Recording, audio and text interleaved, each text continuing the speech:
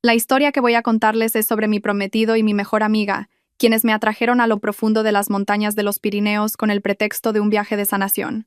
Me abandonaron allí, marchándose en su coche con sonrisas de satisfacción. Pero 30 minutos después, se encontrarían con una escena que los dejaría horrorizados. Una camioneta pickup subía con dificultad por la empinada cuesta de un remoto camino de tierra. A ambos lados se extendían acantilados vertiginosos y un bosque de aspecto sombrío. Dentro del coche, solo el tecleo de mi ordenador portátil rompía el silencio de forma seca y monótona, flotando entre el rugido del motor. Estaba intentando terminar un importante plan de trabajo. Trabajar incluso durante los viajes era una vieja costumbre mía. ¿Puedes parar de teclear de una vez? El ruido de las teclas no me deja concentrarme. La voz irritada de mi prometido, Javier, rompió de repente la falsa calma.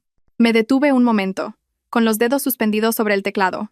Era la tercera vez que me buscaba las cosquillas esa mañana. La primera fue justo al salir del pueblo, cuando se quejó porque tardé un poco en pasarle una botella de agua. La segunda, al tomar una curva, cuando se me cayeron accidentalmente sus gafas de sol al suelo, y me gritó. Las razones eran insignificantes, pero la irritación en su voz no lo era en absoluto. Sabía que estaba perdiendo la paciencia y buscando una excusa mayor para estallar. Antes de que pudiera responder, mi mejor amiga, Laura, que estaba en el asiento trasero, se inclinó hacia adelante. Apoyó las manos en el respaldo de mi asiento y dijo con una voz empalagosamente dulce: «Sofía, es que me estoy mareando mucho aquí atrás. El camino tiene demasiados baches y lo estoy pasando fatal. ¿No te importaría que cambiáramos de sitio? Creo que en el asiento del copiloto estaría mejor. Además, así puedo disfrutar del paisaje». Miré a Laura por el espejo retrovisor. Su rostro parecía pálido, pero en sus ojos brillaba esa luz calculadora que conocía tan bien, torpemente oculta tras una máscara de compasión. Sabía perfectamente que ella no se mareaba. En la universidad habíamos recorrido juntas España de punta a punta. Podía aguantar cientos de kilómetros sin inmutarse. Esto era solo una excusa, parte del teatro que ambos estaban montando. Fingiendo cansancio, suspiré en voz baja y, tratando de ocultar mis emociones, respondí con voz suave: «Claro, de acuerdo. Pero espera un momento. Solo guardo este archivo. Ya casi he terminado. Es algo muy importante». En ese instante, Javier pisó el freno bruscamente y el coche se detuvo de golpe a un lado del camino. Los neumáticos chirriaron sobre la tierra. La carrocería se sacudió, y el portátil que tenía en el regazo casi se cayó. Se giró hacia mí. Tenía los ojos inyectados en sangre y una vena le palpitaba en la frente. Su rostro, normalmente atractivo, estaba desfigurado por una expresión feroz. ¿Solo para cambiar de sitio tienes que ser tan egoísta? ¿No ves que Laura lo está pasando mal? El trabajo puede esperar. ¿Es que te importa más tu trabajo que tu amiga, que yo? Apreté el frío portátil sin decir nada. Un escalofrío me recorrió la espalda. Las dos personas frente a mí. Uno, el prometido al que iba a dedicar mi vida. La otra, mi mejor amiga, a la que consideraba una hermana. Me estaban acorralando con excusas absurdas, pero no podía resistirme, al menos no por ahora. En mi interior, el dolor y el odio se arremolinaban, pero los reprimí y los enterré profundamente. Mi rostro permanecía sereno, y quizás esa calma lo enfurecía aún más. Había venido a este desolado bosque en este viaje de sanación con un propósito. Tenía que llegar hasta el final para descubrir la verdad y obtener justicia. Este puerto de montaña, este bosque, todo me resultaba dolorosamente familiar. Hace 2 años, exactamente aquí, durante un viaje similar, mi hermana Isabel, a la que quería y admiraba más que a nadie, perdió la vida en un trágico accidente. El informe policial decía que había resbalado durante una ruta de senderismo y había caído por un acantilado. Y las 2 personas que estaban con ella ese día, los 2 que sobrevivieron milagrosamente y testificaron con dolor sobre el accidente, no eran otros que Javier y Laura. Nunca creí que fuera un simple accidente. Y hoy, había vuelto aquí para hacerles confesar su crimen. La noche cayó rápidamente en la alta montaña, y un frío cortante comenzó a calar. Nos detuvimos en una ruinosa casa rural que se alzaba solitaria al borde del bosque. Era el único alojamiento antes de adentrarse en el corazón del bosque. Un lugar conocido como la zona muerta, sin cobertura de móvil y apenas transitado. Nada más bajar del coche, el olor a humedad y a madera podrida, típico de un lugar mal cuidado, me golpeó. El sitio parecía aún más desolado de lo que recordaba. La pintura de las paredes estaba desconchada, y la tenue luz amarilla que se filtraba desde dentro parecía solitaria y precaria en la profunda oscuridad. Javier fue el primero en entrar a la recepción, y su vozarrón rompió el silencio. 3 habitaciones individuales, por favor. Lo dijo con claridad, como si quisiera dejar constancia de algo. Laura y yo estábamos detrás de él. Vi claramente la sorpresa cruzar el rostro de Laura, pero enseguida se transformó en una sonrisa tímida. Conocía perfectamente su juego. Coger 3 habitaciones era una forma de mostrar respeto hacia mí, su prometida oficial, y al mismo tiempo asegurarse un espacio privado para pasar tiempo a solas con Laura. Debieron pensar que su plan era perfecto, cuando la anciana dueña, de pelo canoso, se frotó los ojos soñolientos y nos entregó lentamente 3 llaves viejas y oxidadas. Supe que había llegado mi oportunidad. Cogí la llave de mi habitación, me giré hacia Laura y le sonreí abiertamente. Era una sonrisa que había ensayado innumerables veces frente al espejo. Sabía que Laura tenía un secreto, un problema que siempre intentaba ocultar. Sufría de un fuerte olor corporal y era el mayor complejo de su vida. A su lado siempre había un frasco de perfume fuerte, como un caparazón para ocultar ese hecho. Me acerqué deliberadamente a su oído y susurré, con un volumen suficiente para que Javier, de pie a nuestro lado, pudiera oír cada palabra. ¡Qué agotamiento! Todo el día en la carretera. Menos mal que tenemos habitaciones separadas. Date una buena ducha para oler bien y estar fresca. El tiempo aquí es fresco y romántico. Seguro que a Javier le encantará esta noche. Sentí cómo se tensaban los hombros de Laura, y la sonrisa en sus labios se volvió forzada. Sabía que había dado justo en el clavo. Las noches en esta zona de montaña eran muy frías, y las temperaturas podían desplomarse. Si una persona agotada por un largo viaje se duchaba con agua fría o tibia, podría resfriarse o, en el peor de los casos, sufrir un shock. Pero conociendo el orgullo y la vanidad de Laura, sabía que el miedo a que Javier descubriera su secreto, su olor corporal, era mucho mayor que cualquier preocupación por su salud. Estaba segura de que haría cualquier cosa por mantener una imagen perfecta y atractiva ante su amante. No dije nada más, cogí mi llave y me dirigí directamente a mi habitación.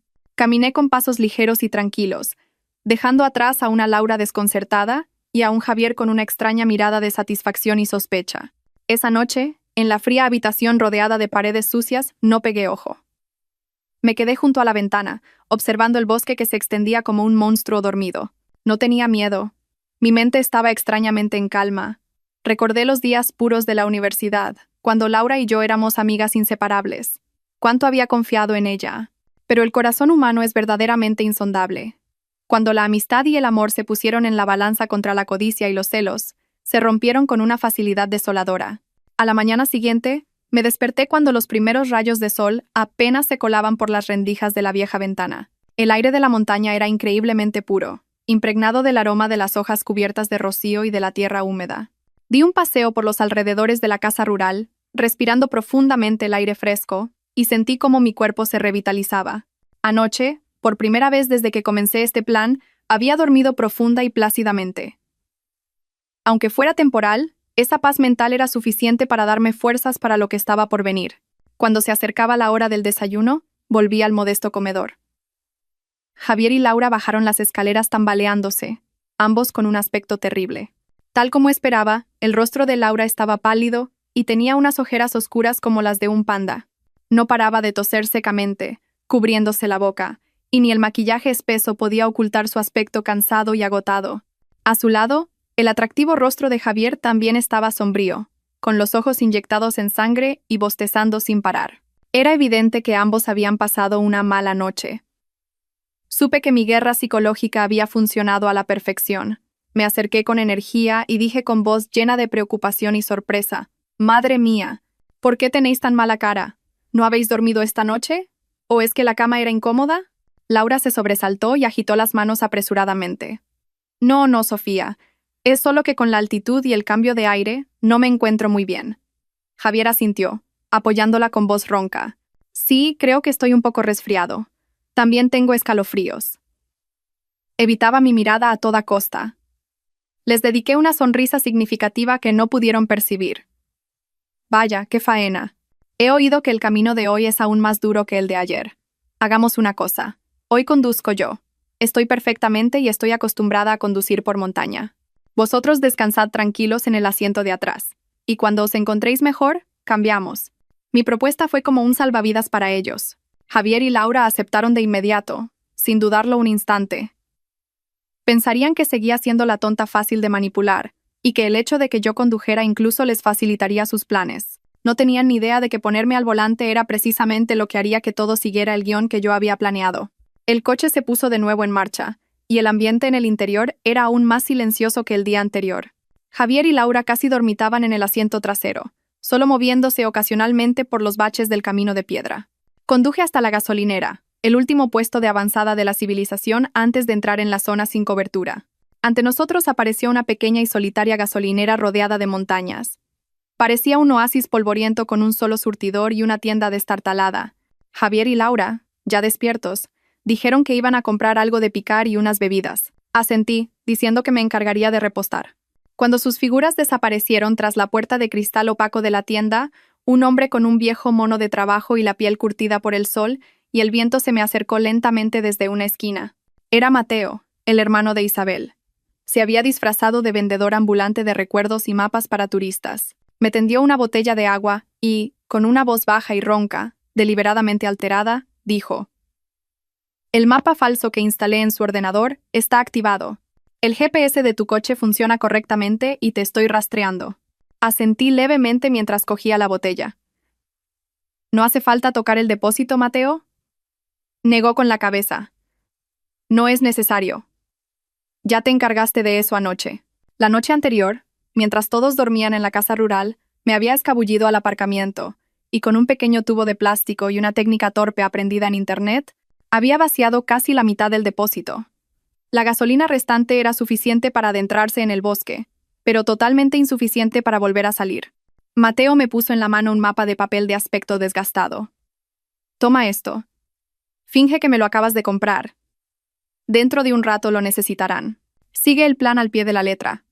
Tras decir esto, se dio la vuelta en silencio y se mezcló con la sombra del viejo cobertizo para continuar con su papel. Justo en ese momento, Javier y Laura salieron con las manos llenas. Al verme examinar el mapa, Javier preguntó: «¿Qué es eso?». Respondí con naturalidad: «Ah, se lo he comprado a ese señor. Parece un mapa dibujado a mano bastante detallado. He pensado que podría ser útil». Javier y Laura se miraron y sonrieron de forma indescifrable. Dejamos atrás el último bastión de la civilización y abandonamos la gasolinera. El camino por delante se volvió cada vez más desolado. El asfalto desapareció, dando paso a un camino de tierra roja y lleno de baches. Los árboles a ambos lados crecían frondosos, formando un arco verde que ocultaba la luz del sol. El aire dentro del coche se volvió húmedo y frío, con un olor a humedad de hojas podridas y tierra mojada. Eché un vistazo a la pantalla del móvil en el soporte. Las barras de cobertura fueron disminuyendo una a una hasta desaparecer por completo. Solo quedaba un frío sin servicio. Hemos entrado oficialmente en la zona muerta. Suspiré a propósito fingiendo preocupación. Se ha ido la cobertura. Da un poco de miedo adentrarse tanto. Laura, en el asiento trasero, escuchó mis palabras y frunció los labios. «Qué miedo, Sofía. Cuanto más salvaje, más bonito es el paisaje. Además está Javier, ¿de qué te preocupas?». Justo entonces Javier, que había estado descansando con los ojos cerrados, se incorporó de repente. Señaló la pantalla del GPS del coche y dijo con tono autoritario: «Apaga el navegador del coche. En estos sitios, el GPS suele llevarte por caminos equivocados. Seguro que estas carreteras secundarias ni están actualizadas. Sigue este mapa». Dicho esto, sacó de su mochila un mapa de papel pulcramente doblado, lo desplegó y lo extendió sobre el salpicadero. Era un mapa detallado impreso a color, que parecía preparado con esmero. Sobre él, un camino que parecía un atajo a través del bosque estaba marcado con un rotulador rojo. Sabía que ese era el mapa que Mateo había manipulado, infiltrándose en el ordenador de Laura, con las coordenadas del desvío mortal. Pero a sus ojos, esto debía de parecer una obra maestra, el camino hacia mi inmensa fortuna. Detuve ligeramente el coche y dije con voz vacilante: «Pero, Javier, apagar el GPS me da un poco de miedo. ¿Y si nos perdemos? Al menos con el GPS sabemos dónde estamos. ¿No sería más seguro seguir la carretera principal, aunque tardemos un poco más?». Mi vacilación pareció enfurecer a Javier. Golpeó suavemente el salpicadero y espetó: «Ya empiezas otra vez. Te he dicho que Laura y yo lo hemos investigado todo. Esta ruta la comparten montañeros expertos, es totalmente segura.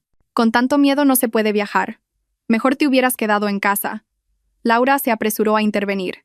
Su voz era dulce, pero con un toque de manipulación. «Es verdad, Sofía. Dicen que este camino lleva a un lago en lo alto de la montaña, un paisaje paradisíaco. Dicen que el agua es cristalina y que todo alrededor está lleno de flores silvestres. La gente lo llama el lago Esmeralda. Sería una pena que nos lo perdiéramos. Venga, Sofía, no hay nada que temer. Uno con mano dura, el otro con suavidad, me presionaban para que tomara el camino que ellos habían elegido. Vi el rostro ilusionado de Laura y la expresión impaciente de Javier. Se me heló el corazón. Por un lago inexistente, por una codicia sin fin, estaban dispuestos a llevar a su mejor amiga y futura esposa a la muerte. Permanecí en silencio un buen rato, fingiendo una profunda deliberación. Finalmente suspiré y dije a regañadientes: «Está bien, haré lo que digáis, pero si algo parece raro, tenemos que dar la vuelta inmediatamente». «Claro, claro, qué miedica», sonrió Javier triunfante. No dije nada más y apagué la pantalla del navegador del coche. La pantalla se volvió negra, como su futuro. Puse el coche en marcha lentamente y me desvié hacia el estrecho sendero de montaña marcado en rojo en el mapa. La camioneta desapareció gradualmente en el denso bosque, como si fuera engullida por las gigantescas hojas. El coche avanzaba muy lentamente por el accidentado camino de montaña. Las ramas de los enormes árboles centenarios se entrelazaban por encima, creando una cúpula natural que sumía el camino en una sombra húmeda. De vez en cuando, un débil rayo de sol se colaba entre las hojas, salpicando manchas de luz brillante sobre el suelo mojado. El espacio era tan silencioso que podía oír el crujido de las hojas secas bajo las ruedas y la respiración acompasada de Javier y Laura detrás de mí. Este pesado silencio, sin embargo, me vació la mente, y los recuerdos que me esforzaba por enterrar volvieron a surgir. Hace 2 años, en un camino de montaña como este, yo iba en el asiento trasero, y quien conducía era mi hermana Isabel. Mientras conducía, tarareaba una vieja canción pop. Su voz clara y alegre resonaba en el espacio, disipando la atmósfera sombría del bosque.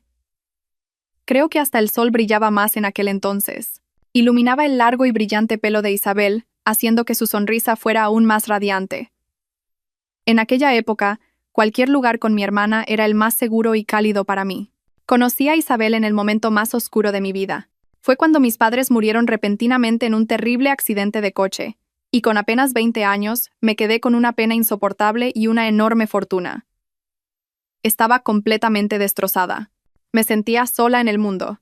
Parientes que nunca había visto aparecieron de repente, rodeándome con palabras dulces, pero sus ojos solo estaban llenos de codicia y cálculo. Intentaron quitarme todo lo que me pertenecía. Fue entonces cuando apareció Isabel. Era una joven abogada recién licenciada, recomendada por un amigo de mi padre. A pesar de su complexión delgada, sus ojos claros y su voz firme transmitían una extraña fuerza y determinación. No solo me ayudó a resolver los complicados asuntos legales y a proteger mi patrimonio de la gente codiciosa, sino que se convirtió en mi única familia. Me sacó de la oscura habitación en la que me había encerrado durante semanas. Todavía recuerdo vívidamente la primera comida que me preparó en la mansión vacía. No me dio palabras de consuelo vacías. Simplemente se sentó a mi lado en silencio, sirviéndome comida y contándome historias divertidas de su época universitaria. Fue esa calidez ordinaria la que curó las heridas de mi corazón. Me enseñó a cuidarme, a gestionar mi patrimonio y, lo más importante, a ser fuerte ante la vida.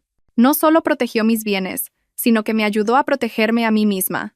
Poco a poco, dejé de verla como una abogada y empecé a considerarla mi hermana mayor. La mansión, antes vacía, se volvió acogedora con su presencia. Soñábamos juntas con el futuro.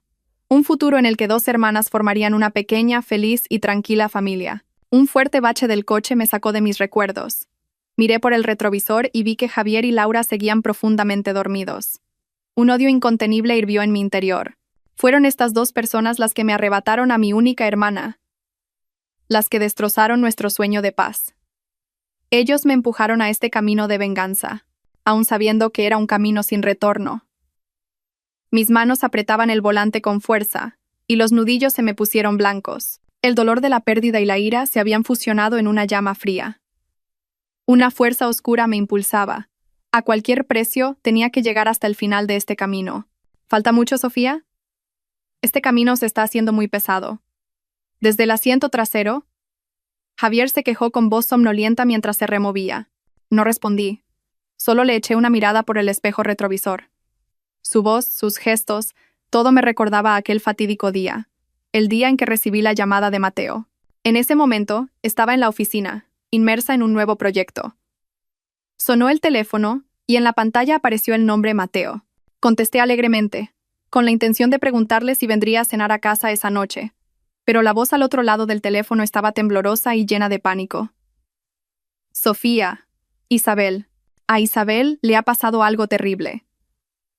Mis oídos se taponaron y el mundo a mi alrededor pareció detenerse. No oía nada más que el latido de mi propio corazón que retumbaba en mi pecho. Mateo, estás de broma, ¿verdad? Isabel me mandó un mensaje esta mañana. Pregunté tartamudeando, esperando que fuera solo una broma horrible. Pero el llanto desconsolado de Mateo al otro lado del teléfono destrozó toda esperanza. Corrí como una loca al hospital comarcal, pero ya era demasiado tarde. Solo pude ver a mi hermana a través del frío cristal de la morgue. El informe oficial de la policía fue leído de forma seca e impersonal. La víctima falleció al resbalar y caer por un profundo acantilado durante una ruta de senderismo. La visibilidad era escasa debido al terreno escarpado y la densa niebla. Fue un lamentable accidente. Esas palabras sin alma se clavaron en mi corazón como miles de agujas. No podía creerlo. Isabel era una persona extremadamente cuidadosa. Tenía mucha más experiencia en montañismo que Javier o Laura. Era imposible que hubiera resbalado y muerto de una forma tan absurda.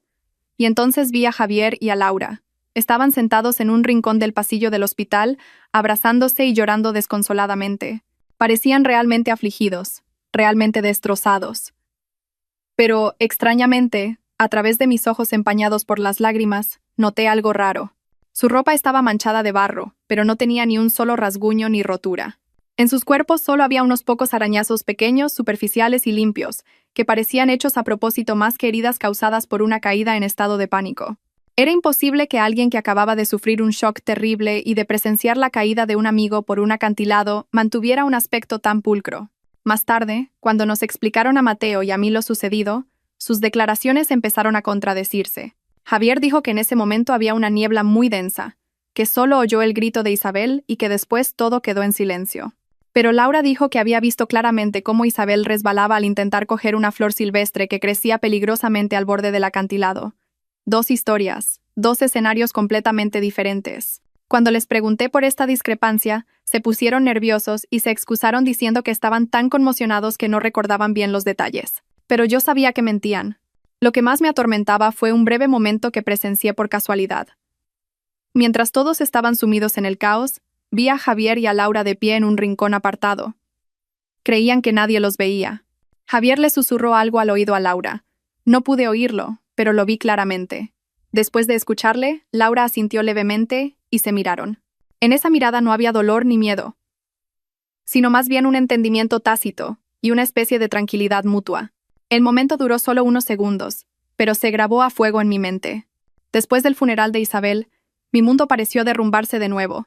La espaciosa mansión se sentía fría y vacía hasta los huesos. Cada rincón de la casa, cada objeto, me recordaba a ella, a su sonrisa, a su voz clara. Algunas noches me sentaba sola en la oscuridad, abrazando una chaqueta que había dejado, tratando de encontrar su calor familiar, pero solo encontraba un vacío que me adormecía. El dolor de la pérdida era inmenso. Era como un monstruo invisible que devoraba mi alma poco a poco. Mateo no estaba mejor. Había perdido varios kilos, y sus ojos estaban siempre hundidos y enrojecidos. Los dos hermanos nos apoyamos mutuamente para superar los días más oscuros. Sabíamos que no podíamos castigar a Javier y a Laura por la vía legal. No había pruebas directas. Sus declaraciones contradictorias se justificaron como producto de un estado de pánico extremo, y la policía cerró el caso como un lamentable accidente. La impotencia y la rabia casi nos volvieron locos. Pero una noche de lluvia torrencial, mientras los dos hermanos estábamos sentados en silencio junto a la foto de Isabel, Mateo habló. Su voz era ronca y estaba cargada de odio. No podemos dejar que Isabel muera en vano de esta manera. Si la ley no puede castigarlos, lo haremos a nuestra manera. Esas palabras cayeron como un rayo en mi corazón. Sí, no podía derrumbarme. Tenía que vivir.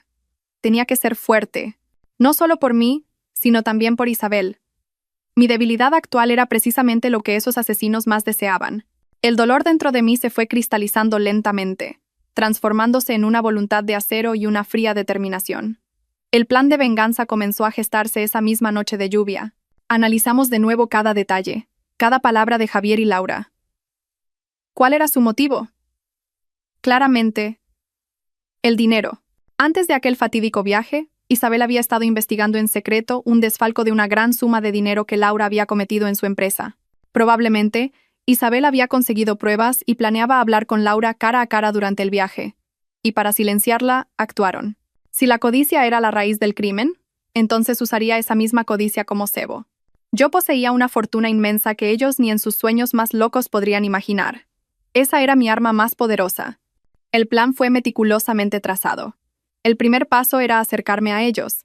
Dejé mi antigua empresa y solicité un puesto en la misma compañía donde Laura era jefa de ventas. Con mi excelente historial y experiencia, no fue difícil entrar. La primera vez que me vio, Laura se mostró muy sorprendida y un poco reticente.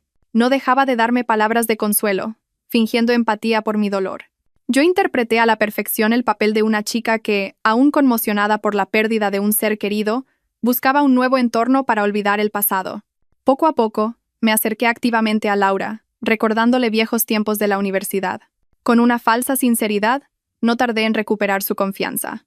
Volvimos a ser las mejores amigas de antes, comiendo juntas, yendo de compras, compartiendo todo tipo de historias. Y, de forma natural, a través de Laura, conocí formalmente a Javier. Él fingió ser un hombre caballeroso, maduro y muy atento. A menudo aparecía por la empresa para recoger a Laura, pero en su mirada hacia mí había una curiosidad y un deseo que no podía ocultar. Supe que el pez estaba empezando a morder el anzuelo.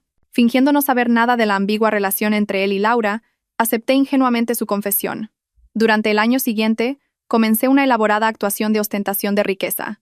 Mostraba descuidadamente artículos de lujo caros, me quejaba de tener que gestionar el lujoso apartamento que me habían dejado mis padres, o fingía estar agobiada por no saber qué hacer con la enorme herencia que tenía en el banco. La codicia en los ojos de Javier y Laura crecía día a día, y yo sabía que mi trampa estaba a punto de cerrarse. El coche se detuvo frente a una bifurcación. La carretera principal continuaba recta, y parecía mucho más ancha y segura. Aunque era un camino de tierra, Javier señaló un pequeño desvío a la derecha. Era un sendero de montaña sombrío, casi completamente oculto por árboles y enredaderas. En la entrada, un cartel de madera, desgastado y descolorido por la intemperie, tenía escritas en letras rojas casi borradas las palabras: Zona peligrosa, prohibido el paso. El cartel, que parecía una advertencia olvidada, añadía un aire de misterio y temor al camino. Entra por aquí.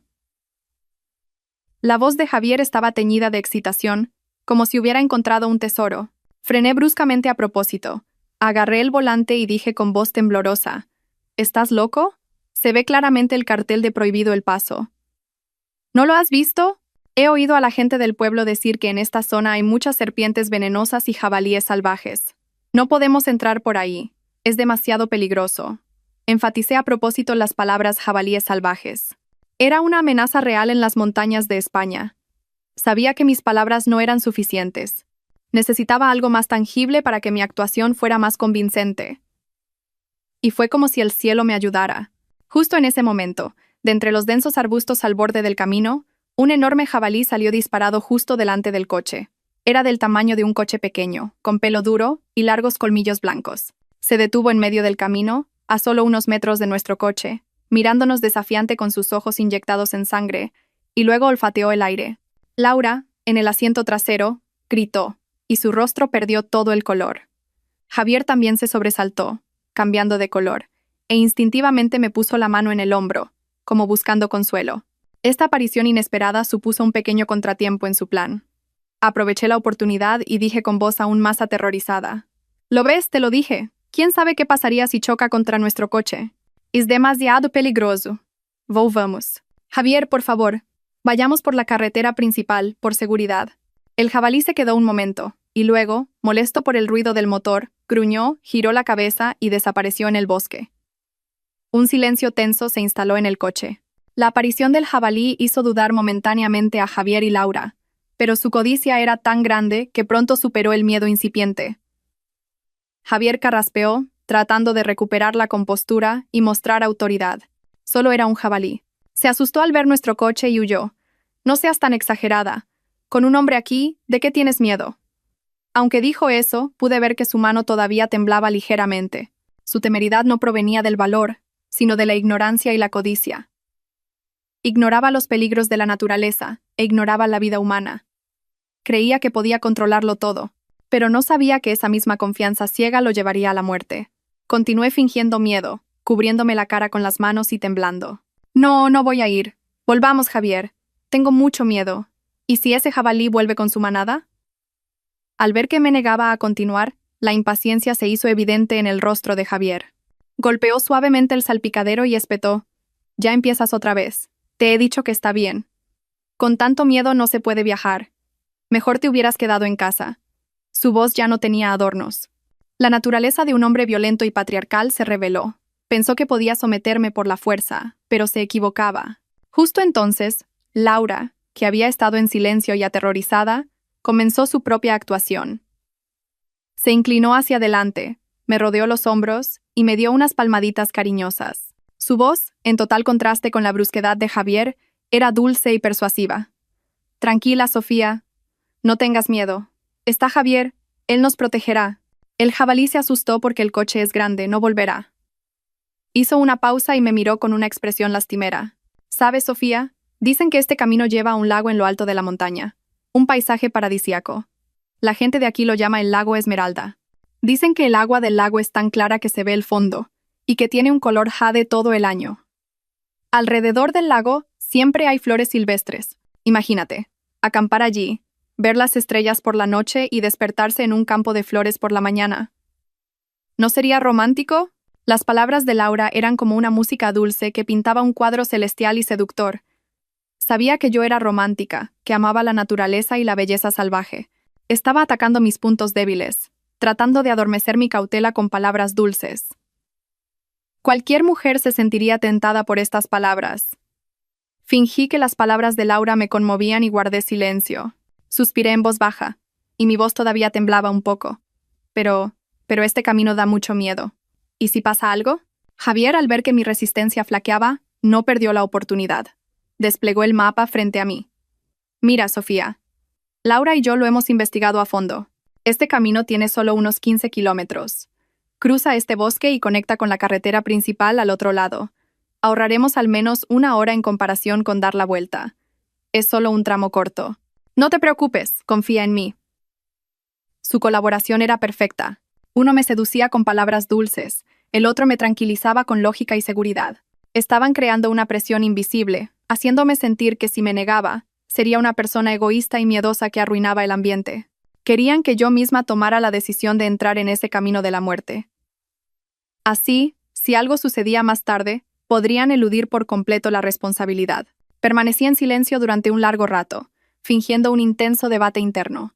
Miré a Javier y luego a Laura. Finalmente suspiré como si me rindiera. Está bien, haré lo que digáis. Pero si algo parece raro, tenemos que dar la vuelta inmediatamente. De verdad, tengo mucho miedo. Claro, claro, qué miedica, sonrió Javier, triunfante. Era la sonrisa de un cazador que ve a su presa caer en la trampa. Laura también sonrió, con una mezcla de alivio y complicidad. No dije nada más. Puse el coche en marcha lentamente y me desvié hacia el estrecho sendero de montaña. El coche se adentró lentamente en la oscuridad del bosque, dejando atrás la fatídica bifurcación. Mi corazón estaba frío como el hielo. Condujimos por el sendero de montaña durante casi 1 hora. Cuanto más nos adentrábamos, más accidentado se volvía el camino. Los baches eran cada vez más frecuentes, y algunos tramos estaban tan embarrados que las ruedas casi se atascaban. Tuve que tensar todo el cuerpo, agarrar el volante con fuerza y girarlo constantemente para esquivar las rocas que sobresalían del suelo. La camioneta rugía con dificultad, y la carrocería se sacudía violentamente con cada bache. El ambiente en el coche era sofocante y extremadamente tenso. Javier y Laura, sentados detrás, habían perdido toda su excitación inicial. Sus rostros estaban sombríos por el cansancio y la incomodidad. Sabía que su paciencia se estaba agotando, y eso era exactamente lo que quería. Tenía que hacer que revelaran su verdadera naturaleza, que actuaran primero, para que todo pareciera natural. Decidí añadir un poco de picante a esta tensa atmósfera. Carraspé una vez y empecé a tararear una canción. Era una canción pop moderna, alegre y animada que Isabel, Laura y yo solíamos cantar juntas cada vez que salíamos de viaje. Y ya no voy a llorar, porque sé que no volverás. El amor es como magia, que viene y se va sin avisar. Mi habilidad para cantar era pésima, y estaba un poco desafinada, pero mi voz sonaba clara e inocente en el sombrío espacio del bosque. Era extrañamente incongruente. Laura, en el asiento trasero, se removió al oír mi canción. Sofía, ¿todavía te acuerdas de esta canción? Hacía mucho tiempo que no la oía. En su voz había un matiz de sorpresa, pero también una inconfundible molestia. Quizás la canción le recordaba algo que prefería olvidar. La miré por el espejo retrovisor y sonreí. Sí, me ha venido de repente a la cabeza. Antes la cantábamos mucho, ¿verdad? Sobre todo a Isabel, era su favorita. Mencioné el nombre de Isabel a propósito. La palabra Isabel fue como una piedra lanzada a un lago en calma, creando ondas de culpa en sus mentes. Vi cómo cambiaba el color del rostro de Laura, y se apresuró a girar la cabeza para mirar por la ventana, sin decir nada más. Javier seguía con los brazos cruzados, el ceño fruncido y en silencio. No me detuve. Seguí cantando, incluso más fuerte y más alegre. Como si estuviera disfrutando de verdad de este viaje.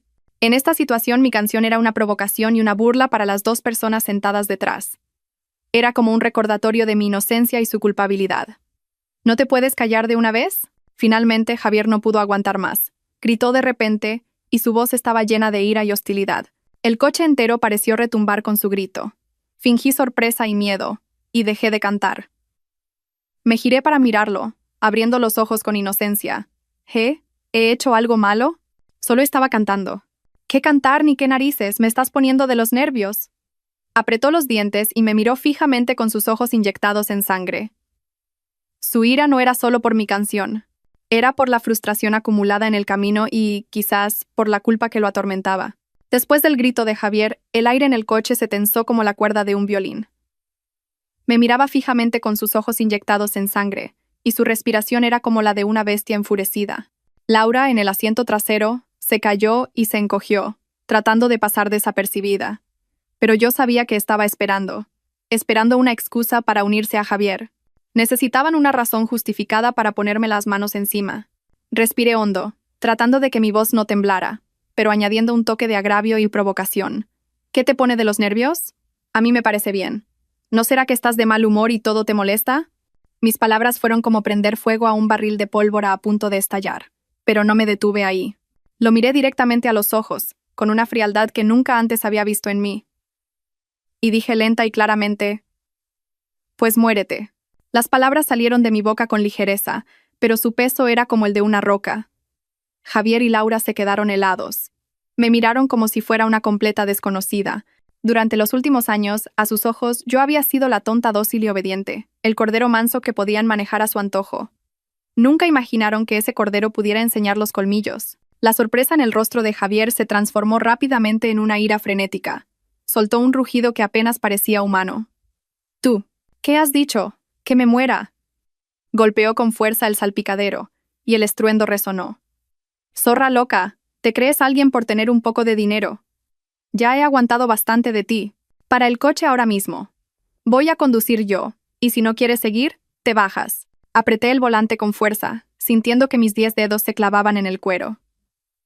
«Estoy conduciendo». «¿Estás loco? ¿Quieres que nos matemos los tres?», grité, creando deliberadamente una situación caótica, una discusión fuera de control. Javier ya no dijo nada más. Había perdido completamente la razón. Se inclinó hacia adelante, intentando arrebatarme el volante con una mano y alcanzar la llave de contacto con la otra para apagar el motor. El coche empezó a tambalearse peligrosamente en el resbaladizo camino de montaña. Me resistí con todas mis fuerzas, manteniendo el pie en el acelerador.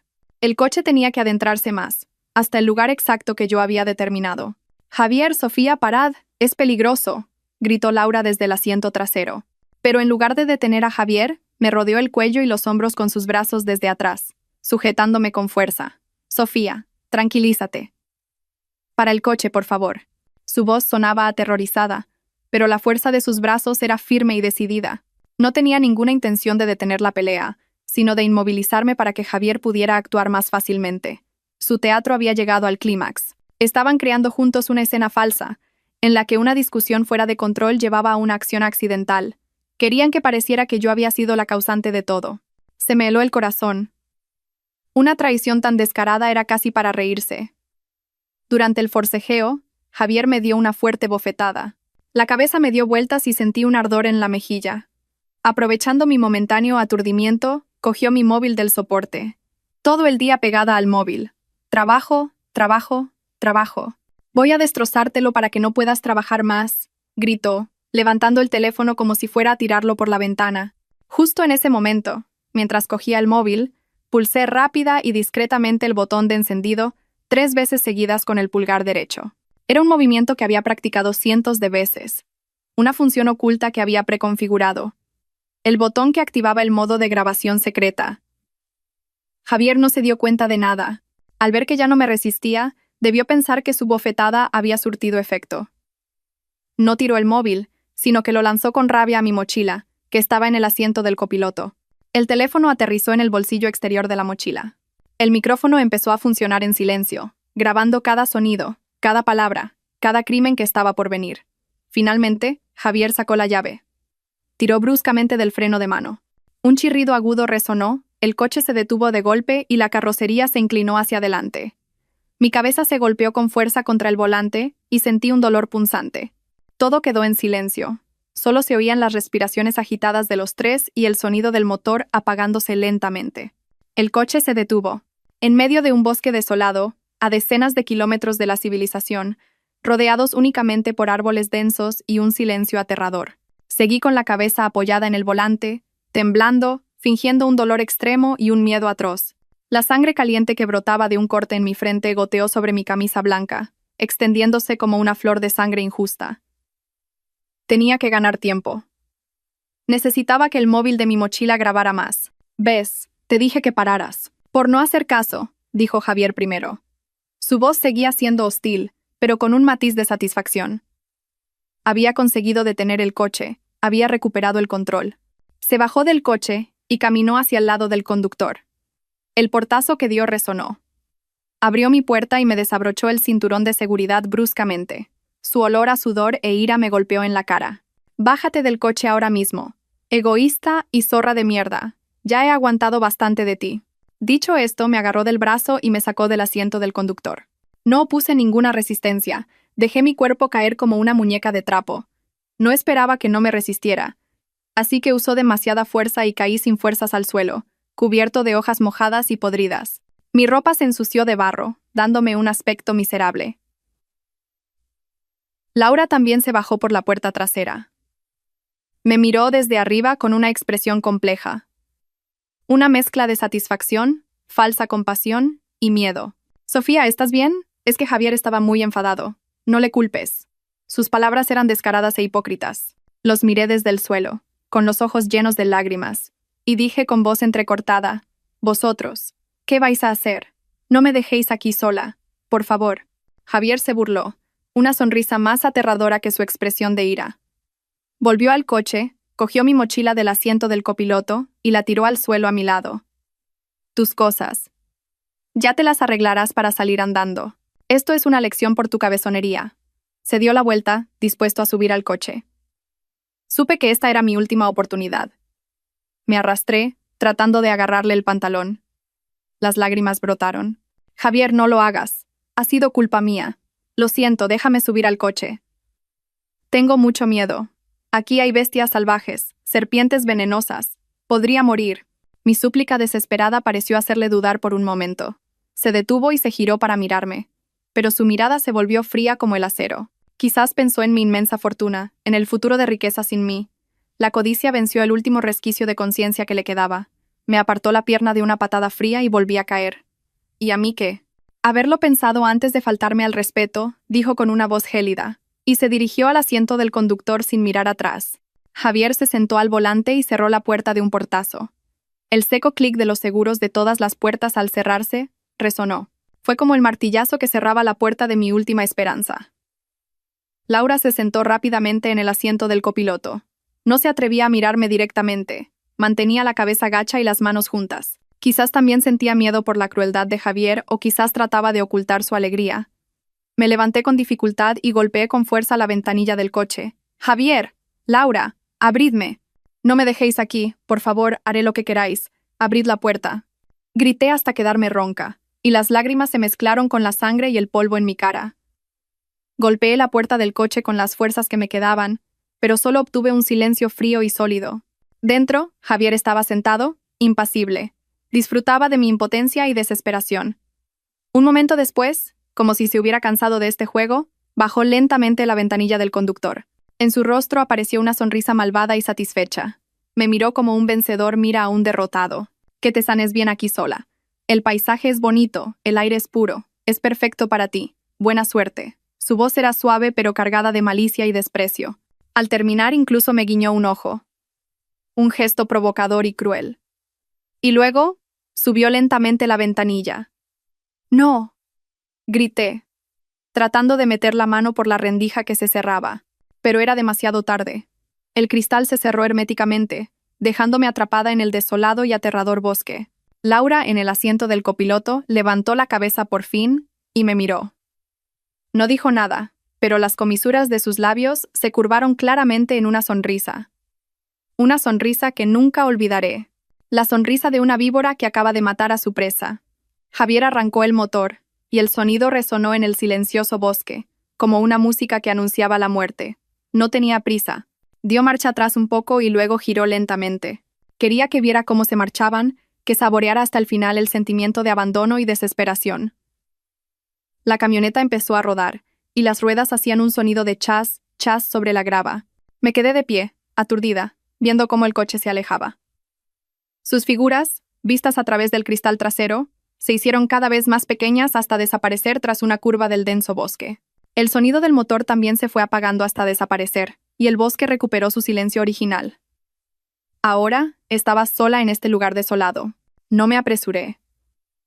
Me senté junto a mi mochila y con calma saqué una botella de agua y un pañuelo. Limpié con cuidado las manchas de sangre de mi frente y mi cara. La herida no era profunda, era un simple rasguño causado por el golpe. Pero había servido de excelente apoyo para mi actuación. Luego, bebí un sorbo de agua para calmar mi garganta, que ardía de tanto gritar. Tenía que recuperar la calma absoluta. Lo que tenía que hacer a continuación requería una mente fría. Abrí la mochila y saqué el móvil que Javier había tirado dentro. Pulsé el botón para detener la grabación.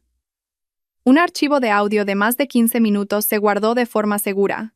Contenía todo: los gritos, el forcejeo, las palabras amenazantes cuando me abandonaron y la risa cruel de Javier. Esta era la prueba más sólida, mi as en la manga. Imaginé que Javier y Laura estarían muy ufanos en ese momento.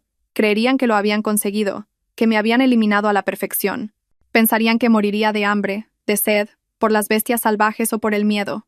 Lo habían calculado todo, pero se habían olvidado de una cosa. Me habían subestimado.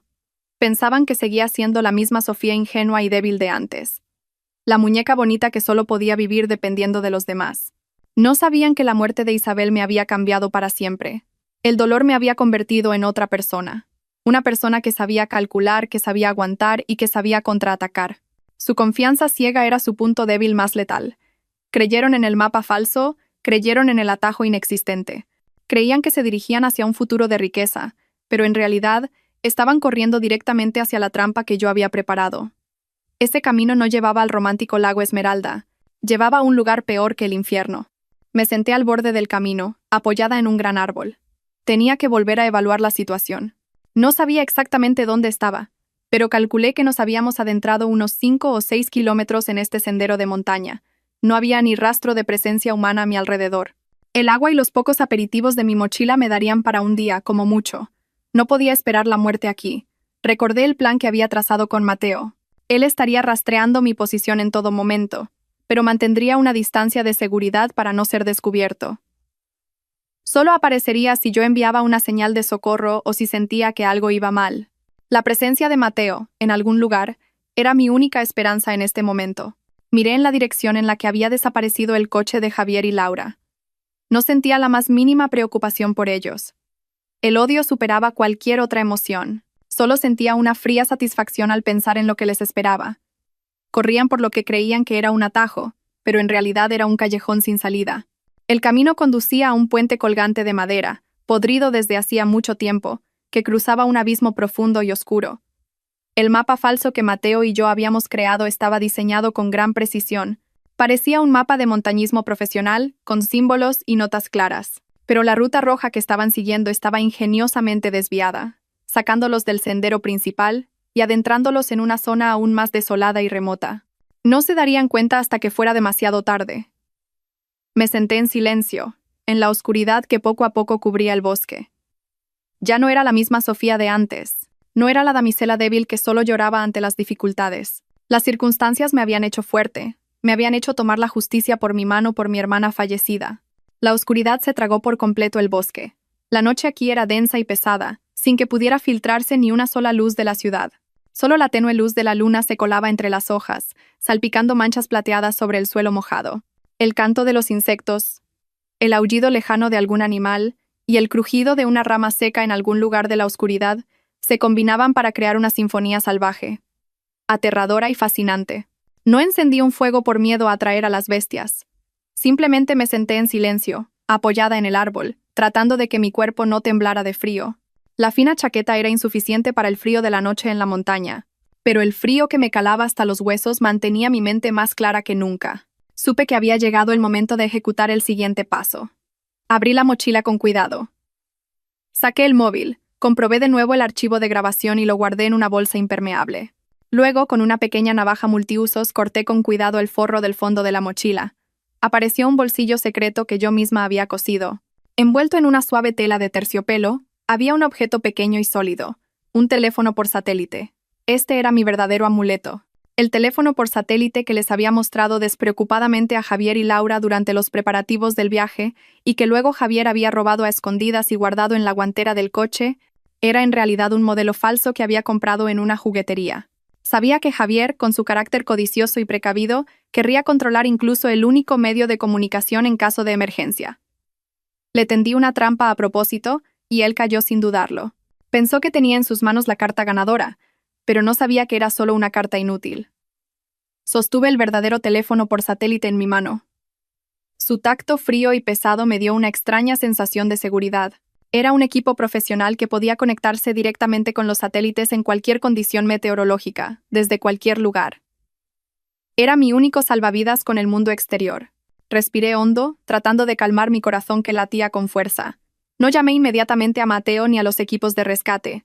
Aún era demasiado pronto. Tenía que darles más tiempo a Javier y a Laura. Tiempo para que llegaran al final del camino equivocado, tiempo para que se dieran cuenta de la cruda realidad, y lo más importante, tiempo para que la desesperación devorara toda su esperanza. Me senté en la oscuridad, abrazando el teléfono por satélite. La camioneta debió de avanzar con dificultad por el accidentado camino de montaña durante unos 40 minutos más. El paisaje a su alrededor se volvió cada vez más desolado, los árboles más densos y apenas había rastro de presencia humana. La confianza inicial de Javier al volante probablemente se había reducido considerablemente, dando paso a la impaciencia y la irritación.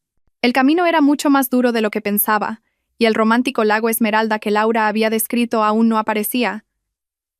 Laura, sentada a su lado, ya no tenía una expresión ilusionada. Estaba en silencio, y de vez en cuando miraba por la ventana con preocupación. El silencio en el coche debió de ser pesado. Solo el rugido esforzado del motor y el sonido de las ramas secas arañando la carrocería debieron de sonar de forma espeluznante. Probablemente, en el fondo de sus mentes, ellos también empezaron a sentir que algo iba mal. Y cuando sus dudas llegaron al límite, un sonido seco y ominoso sonó desde el salpicadero. Bip, bip, bip. Ambos se sobresaltaron y miraron hacia abajo al mismo tiempo. El icono naranja con forma de surtidor parpadeaba amenazadoramente. El indicador de combustible se acercaba a la última línea roja. Su fortaleza móvil estaba a punto de quedarse sin vida. «Mierda, ¿por qué nos hemos quedado sin gasolina tan pronto?», debió de gritar Javier golpeando el volante. Esta mañana quedaba más de la mitad. El rostro de Laura, sentada a su lado, se habría puesto pálido. «¿Y ahora qué hacemos, Javier? Esto está desierto. ¿Dónde vamos a repostar?». El pánico comenzó a apoderarse de sus mentes. Javier debió de intentar tranquilizar a Laura, y a sí mismo. «Tranquila, seguro que la carretera principal está cerca. Sigamos un poco más». Pisó el acelerador con más fuerza, intentando escapar de la trampa que se cerraba sobre ellos. Pero el coche solo avanzó unos cientos de metros más, y al tomar una curva, la escena que apareció ante ellos les arrebató la última esperanza. El sendero de montaña terminaba abruptamente. Frente a ellos no había una carretera principal, sino un puente colgante de madera derrumbado. Los trozos de cuerda podrida se balanceaban lánguidamente al viento, y debajo se abría un abismo profundo y oscuro. Habían llegado a un callejón sin salida. La cruda realidad asestó un golpe mortal a su psique. Habían sido engañados. Ahora, el pitido de la reserva de combustible sonaba como una burla de la muerte. Estaban atrapados. Se miraron, y en sus ojos ya no había amor ni unidad, sino miedo y el comienzo del reparto de culpas. Javier debió de volcar toda su ira sobre Laura, gritando: «¡El lago Esmeralda! ¿Dónde está tu puto lago Esmeralda? ¡Me has matado!». Laura ya no habría fingido ser débil. Le habría gritado de vuelta: «Es tu culpa. Fuiste tú quien decidió tomar este camino. No me eches toda la culpa a mí». Su discusión resonó en el silencioso bosque, pero no resolvió nada. El coche finalmente se apagó lentamente. El silencio se hizo. Estaban atrapados en una caja de metal fría, en un lugar desolado, sin salida. Su pesadilla acababa de empezar. El miedo pronto habría sofocado su ira. Se habrían dado cuenta de que discutir no servía de nada. Tenían que encontrar una forma de salir de allí. El móvil, claro, tenemos el móvil. Ese pensamiento debió de cruzar la mente de Javier como un rayo de esperanza. Sacaría su caro smartphone con manos temblorosas, pero la pantalla solo mostraría las frías palabras sin servicio. Lo intentaría una y otra vez. Lo apagaría y encendería, pero el resultado sería el mismo. Laura haría lo mismo con su móvil, pero solo obtendría frustración. Habían perdido por completo el contacto con el mundo exterior. La desesperación comenzó a consumirlos. Laura probablemente empezó a llorar. Lágrimas de miedo y de arrepentimiento tardío. ¿Y ahora qué, Javier? Vamos a morir aquí. Tengo mucho miedo. Pero entonces Javier debió de recordar algo de repente. Su rostro se habría iluminado. Espera. Todavía hay esperanza. El teléfono por satélite. Sofía. Ella tenía un teléfono por satélite. Rebuscaría en su mochila, pero no lo encontraría. Entonces recordaría que la había visto guardarlo en su propia mochila, pero su mochila la había abandonado él en medio del bosque. Otra oleada de desesperación. Pero no, recordaría otro detalle. Era un hombre precavido. No dejaría pasar algo tan importante. Ya me acuerdo. Esta mañana, cuando Sofía no miraba, se lo saqué a escondidas de su mochila y lo guardé en la guantera de mi coche. Javier lo habría dicho con voz triunfante. Se habría sentido orgulloso de lo listo que era, de cómo lo había calculado todo de antemano. Abriría la guantera apresuradamente y rebuscaría como un loco. Y finalmente lo sacaría. Un pequeño teléfono negro, de aspecto muy profesional, el tesoro que se había esforzado en robar. La esperanza surgió con fuerza. Estaban salvados. Javier pulsaría el botón de encendido con manos temblorosas. Esperaría a que la pantalla se encendiera, a que apareciera la señal de conexión con el satélite. Laura también contendría la respiración. Sin apartar la vista del teléfono. Pasaron 1, 2, 3 segundos, pero la pantalla seguía en negro. ¿Qué pasa? ¿Por qué no se enciende?, murmuraría Javier, pulsando el botón de encendido como un loco. Intentaría conectarlo al cargador, pero el coche ya no tenía batería. Sacaría la batería y la volvería a poner, pero seguiría sin funcionar. Y entonces se daría cuenta de algo. Este teléfono era demasiado ligero. Los detalles de la carcasa parecían un poco toscos. Abriría la carcasa de plástico con la uña. Dentro no había circuitos electrónicos complejos, ni chips sofisticados. Solo un espacio vacío y una pequeña pieza de metal pegada para darle peso. Era solo un modelo, un juguete. Su última esperanza se hizo añicos. La cruda realidad cayó sobre ellos como un martillo. Habían sido completamente engañados. La risa cruel de Javier cuando me abandonó en medio del bosque se habría convertido ahora en un grito desesperado y frenético. Habría tirado el teléfono falso por el acantilado. El sonido del plástico al romperse resonó en el espacio silencioso. Estaban completamente sin opciones. Solo quedaba la oscuridad, el miedo y la muerte que se acercaba lentamente. Con la noche, llegó un frío cortante, y sus cuerpos empezaron a pedir energía. Recordarían la nevera portátil que yo había preparado en la parte trasera del coche. Una pequeña chispa de esperanza se reavivó. Al menos tendrían agua para beber y algo de comida para aguantar. Javier abriría la puerta del coche y tantearía en la oscuridad hacia la parte trasera. Abriría el maletero y vería la familiar caja térmica azul. La abriría con expectación. Dentro, seguro que habría botellas de agua fría, unas latas de refresco, y quizás hasta cerveza. Las cosas que habíamos comprado juntos en el área de servicio. Pero no.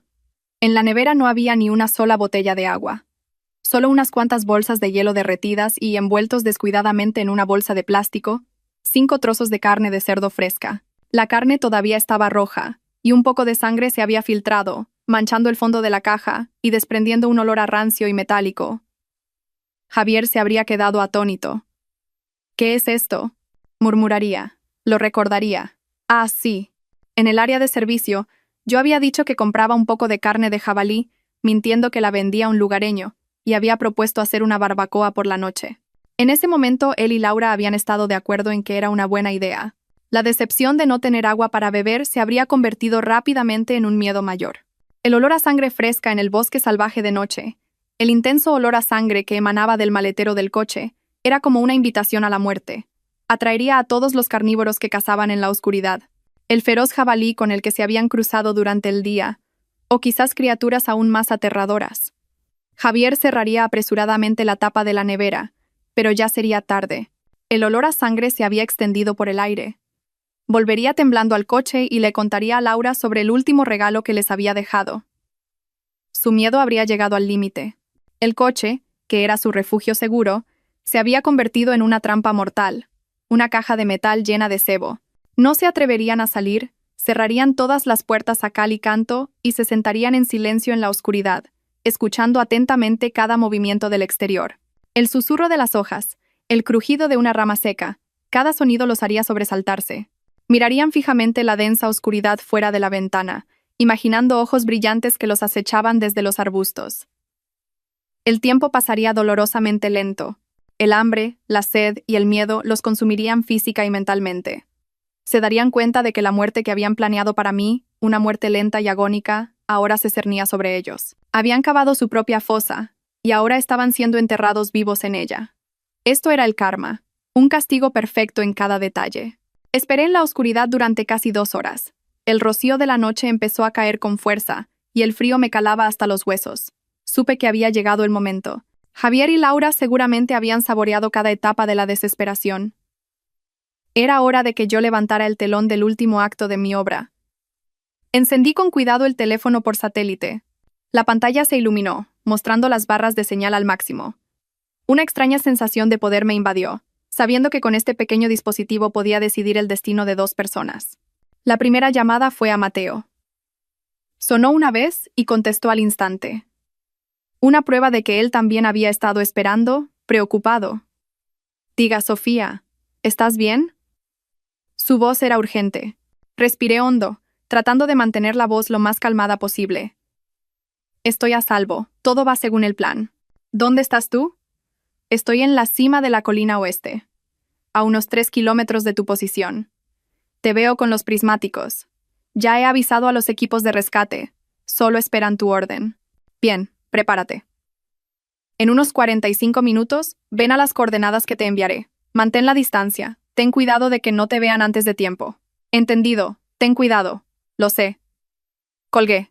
Luego respiré hondo, cerré los ojos, y traté de revivir en mi mente todas las emociones de una víctima real.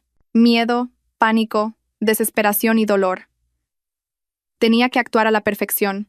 No podía haber ni un solo fallo. Marqué el número de emergencias. Después de unos segundos de tono, una voz tranquila y serena sonó al otro lado. Centro de emergencias, dígame. En ese momento rompí a llorar. Mi llanto fue un estallido lleno de pánico y dolor, que resonó en el silencioso bosque. ¡Socorro! ¡Ayúdenme! Tranquilícese, señora. Cálmese y dígame dónde está y qué ha pasado. La voz del hombre seguía siendo muy profesional. Traté de hablar entre sollozos. Me he perdido. No, mi novio. Discutimos. Él me ha abandonado en medio del bosque. Tengo mucho miedo. Aquí está oscuro y hace frío. Creo que voy a morir. Hice que mi voz sonara débil y entrecortada a propósito, como si estuviera agotada. ¿Sabe en qué zona se encuentra? ¿Ve algún punto de referencia? No lo sé. Solo hay árboles. Entramos por un sendero de montaña con un cartel de prohibido el paso. Di información vaga, muy lógica para la situación de alguien perdido y en pánico. ¿De acuerdo, señora? No cuelgue, por favor. Estamos rastreando su posición a través de la señal de satélite. ¿Está herida? La cabeza. Me he golpeado la cabeza contra el volante. Estoy sangrando. Y creo que me he torcido el tobillo. Me duele mucho. Seguí añadiendo detalles para aumentar el dramatismo de mi historia. Después de un momento, el hombre dijo: Hemos localizado su posición.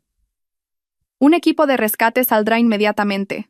Intente mantenerse caliente y quédese donde está. No se mueva. Todo va a salir bien. Por favor. Dense prisa. Tengo mucho miedo. Terminé la llamada con el equipo de rescate. El silencio del bosque me envolvió de nuevo. Pero esta vez ya no era aterrador, era el silencio de la espera. Me senté apoyada en el árbol, apretando la fina chaqueta contra mi cuerpo. El rocío de la noche se hizo más denso, y el frío se coló entre mi pelo, haciendo que la herida de mi frente palpitara ligeramente. Me la toqué suavemente, y sentí que la sangre empezaba a secarse. El dolor era real, pero no era nada comparado con el que debió de sufrir Isabel. Esta herida se convertiría en una prueba irrefutable que respaldaría mi historia. Hice cálculos mentales. La llamada había sido perfecta. Mi voz temblaba lo suficiente. La historia era lo suficientemente lógica y mi miedo parecía lo suficientemente real. Ahora solo tenía que esperar unos 15 minutos más para que llegara Mateo. Sería el primero en acercarse a mí para asegurarse de que todo estaba listo antes de que apareciera el verdadero equipo de rescate. El plan tenía que ejecutarse a la perfección, sin el más mínimo error. El tiempo pasaba lentamente, y cada minuto parecía una eternidad. El susurro de las hojas con el viento hacía que mi corazón diera un vuelco. Intenté respirar de forma acompasada, pero la tensión hacía que mi pecho subiera y bajara sin parar. No tenía miedo. Solo estaba preocupada. Preocupada de que un pequeño error pudiera echar por tierra todo el esfuerzo de Mateo y mío. Y entonces lo oí. Un sonido muy débil, casi imperceptible, de un motor acercándose. No era el estruendo de un vehículo de rescate profesional, sino el sonido silencioso y estable de un todoterreno. Las luces delanteras estaban apagadas, y el vehículo se movía con cautela en la oscuridad, como un leopardo acechando a su presa. El coche se detuvo a unos 50 metros de donde yo estaba sentada. Un hombre alto se bajó. Era Mateo. No corrió hacia mí, sino que caminó con paso rápido pero tranquilo. La tenue luz de la luna iluminaba su rostro anguloso, curtido por el sol y el viento. Después de la muerte de Isabel, había envejecido mucho. El dolor había grabado profundas arrugas en su frente. «Sofía, ¿estás bien?» Se arrodilló a mi lado, y su voz era ronca por la preocupación. Intenté sonreírle, pero las comisuras de mis labios estaban rígidas. «Estoy bien, solo muy cansada, Mateo». Mateo no dijo nada, abrió su mochila y sacó una manta térmica de un brillante color plateado y un pequeño termo. «Toma un poco de té de jengibre caliente». «Lo has hecho muy bien». Cogí el termo, y su calor se extendió por todo mi cuerpo a través de las palmas de mis manos. Bebí un pequeño sorbo, y el picante aroma del jengibre me picó en la nariz y casi me hizo toser, pero me despejó la mente. Mateo me envolvió con cuidado en la manta térmica. Vio la herida de mi frente y frunció el ceño. «¿Esa herida? ¿Es real?» Me pegó. Me golpeé contra el volante durante el forcejeo. Mi voz se volvió fría, sin emoción alguna. Esto no estaba en los cálculos, pero hace que todo sea más realista. Los ojos de Mateo se inyectaron en sangre. Apretó los puños. «Perfecto. Hará que tu historia sea más creíble. El equipo de rescate llegará en unos 30 minutos. A partir de ahora, tienes que ser una víctima en estado de pánico extremo. ¿Entendido? Solo pánico, miedo y agotamiento». Asentí. «Lo sé. Tienes que temblar. Tienes que llorar en cuanto los veas. No digas nada de Isabel, ni de nuestro plan. Solo eres una pobre chica abandonada por su novio, herida y asustada de las bestias salvajes». Me dio instrucciones detalladas, hasta el más mínimo detalle. «Lo recordaré. Tengo que irme». Se levantó. «No puedo estar aquí cuando lleguen. Estaré observando todo desde unas coordenadas seguras cercanas. Cuando te trasladen a un lugar seguro, yo me encargaré del resto». Puso una mano en mi hombro y lo apretó ligeramente. Era el único calor y apoyo que tenía en esta solitaria batalla. Mateo se dio la vuelta y desapareció rápidamente en la oscuridad. El sonido del motor volvió a oírse débilmente y luego se apagó. Volví a quedarme sola en el frío bosque. Pero esta vez, ya no esperaba sin esperanza. Me apreté la manta térmica y temblé. Estaba esperando a mis salvadores. La mayor representación estaba a punto de comenzar. 30 minutos después de que Mateo se fuera, 30 minutos que parecieron una eternidad, empecé a oír los sonidos que esperaba.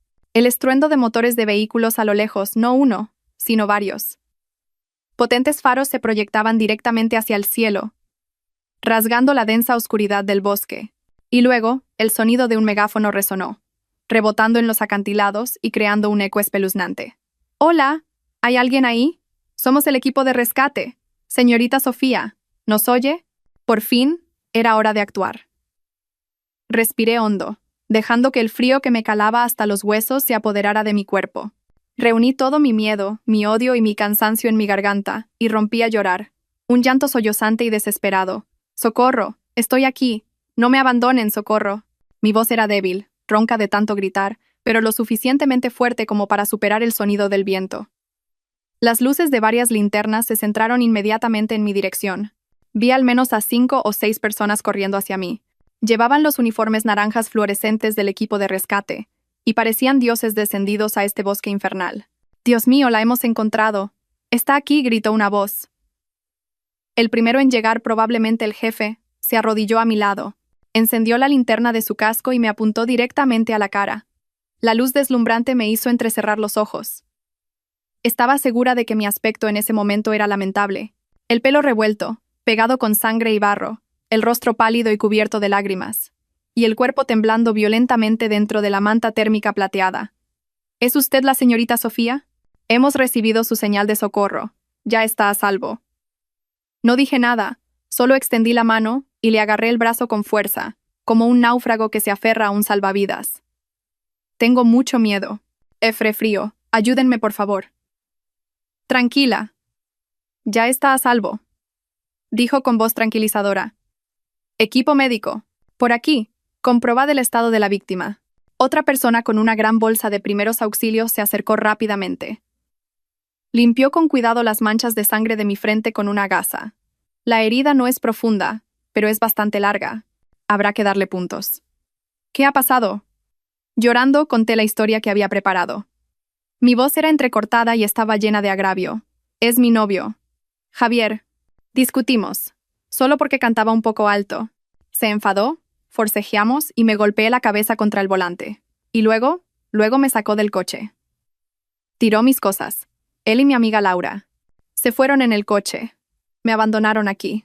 El rostro del jefe de rescate se endureció. Apretó los dientes. ¿La abandonó en esta zona prohibida, con una herida sangrante en la cabeza?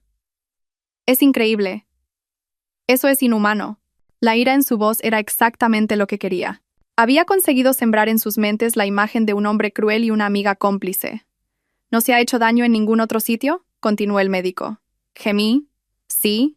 Cuando me empujó y caí, creo que me torcí el tobillo. Me duele tanto que no puedo levantarme. De acuerdo.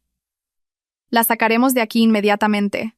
Me tumbaron con cuidado en una camilla de rescate profesional y me cubrieron con varias mantas gruesas para mantenerme caliente. Mientras me transportaban, vislumbré el cielo nocturno entre las hojas. Sentí un extraño alivio, pero no era el alivio de una víctima recién rescatada, sino el de una vengadora que había concluido brillantemente su obra. Casi al llegar al vehículo de rescate, oí al jefe hablar por la radio. Su voz resonó alta y clara. Víctima Sofía localizada. Estado estable pero en pánico y agotada. Traumatismo craneal y posible lesión en la pierna. Se confirma que fue abandonada por su novio en las coordenadas X. Se inicia la búsqueda de los otros dos, Javier Pérez y Laura García. Se desplazan en una camioneta pickup negra, matrícula Y. Se estima que se adentraron en la zona prohibida del Puente del Diablo. Repito, se adentraron en la zona prohibida del Puente del Diablo. La ambulancia me llevó directamente a la sede de la guardería forestal cercana. Era una pequeña pero robusta cabaña de troncos, situada al borde del bosque, que brillaba intensamente en la oscuridad de la noche. El intenso olor a café y el aroma a pino húmedo que emanaba de ella daban una extraña sensación de seguridad y calidez. Me llevaron a una pequeña habitación con una cama y una chimenea crepitante. La enfermera de la guardería ya estaba allí, esperándome. Limpió suavemente mi herida y me dio puntos con cuidado. Por suerte la herida no es profunda, señorita, dijo con voz compasiva. ¿Ha pasado mucho miedo? Ya está a salvo. No dije nada, solo asentí, manteniendo una expresión ausente y agotada. Después de cambiarme a ropa seca y tomar una taza de té de jengibre caliente, sentí que mi cuerpo se recuperaba gradualmente, pero no podía relajarme. Un momento después, entraron el jefe de rescate y un hombre uniformado que parecía ser el jefe de la guardería forestal. Ambos tenían una expresión muy seria. «Señorita Sofía, ¿se encuentra un poco mejor?», preguntó el jefe de la guardería con voz baja y cálida. «Lamentamos mucho lo que le ha ocurrido, pero ahora necesitamos que nos cuente todo de nuevo, con mucho detalle y precisión». «Este es un asunto muy grave», asentí. Mis ojos seguían enrojecidos, en parte porque me los había frotado a propósito. Miré a los dos hombres de mediana edad, de aspecto fiable, y empecé mi relato. Como si reviviera una pesadilla, conté todo lentamente, con dolor.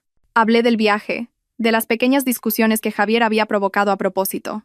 Hablé de cómo Laura insistió en cambiar de sitio, de cómo Javier se enfadó por el ruido de mi teclado. Hablé del mapa que Javier y Laura habían preparado, de cómo insistieron en tomar el atajo a pesar del cartel de prohibido y de mis advertencias. Hablé de cómo el jabalí que cruzó el camino me había asustado. Hablé de la ira injustificada de Javier por mi canción. Y finalmente, hablé del forcejeo, de la bofetada y del momento en que me sacaron del coche y me abandonaron en medio del bosque desolado. Le supliqué, dije entre sollozos, y las lágrimas volvieron a brotar. Le dije que tenía miedo. Le rogué que no me abandonara, pero él y Laura solo me miraron. Él incluso sonrió. Se burló de mí y se fueron en el coche, dejándome allí. Al oír mi historia, el jefe de la guardería golpeó la mesa con la mano. El sonido seco de la madera resonó. Bestias, es increíble, dejar a una mujer herida en medio de esta zona prohibida. Eso ya no es una discusión. Es poner en peligro la vida de otra persona deliberadamente. Es un delito.